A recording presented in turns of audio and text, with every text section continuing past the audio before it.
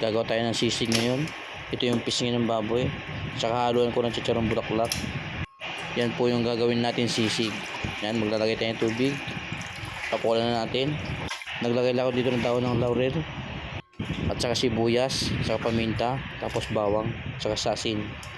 Masarap din to sa sisig. Paghaluan yung dalawa na yan. Bagay na bagay. So yan, start na tayo magpakulo.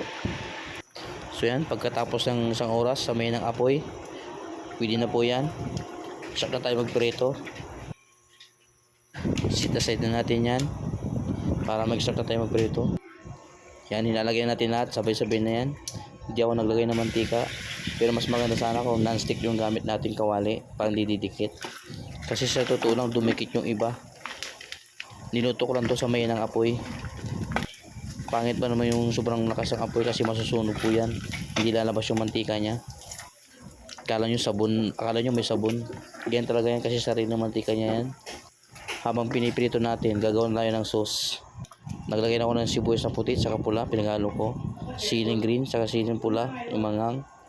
Susunod tayo yung kalamansi, bali 7 piraso yan. Tapos kalating kutsarang paminta, yung durog yung gamit ko. Saka asin, naglagay din ako asin. Naglagay din ako ng mayonnaise. Depende na sa inyo yan kung anong gusto yung timpla.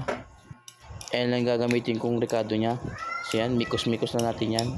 And para maghalo lahat. Para mag-combine na habang piniprito natin yung chicharong bulaklak saka yung pisngi ng baboy. So yan, pwede na po yan. Tatabi lang natin yan. Luto na po yung pinito natin. So yan, hahanguin na natin para tadtarin. Grabe yung mantika niya. Hindi ako naglagay ng mantika pero grabe yung mantika niya. Saka tayo magtadtad. Yan. Depende sa inyo kung gusto niyo yung size. Pero sa akin, yung iba pag gumagawa ng sisig, tinatadtad talaga. Pero sa akin, ganun lang kalaki yung size. Ayaw ko nang masyadong pino. Habang hinihiwa ko yan, sobrang init. Pero sanay na ako dyan. Pag di kayo sanay, gamit ko yung tinidor.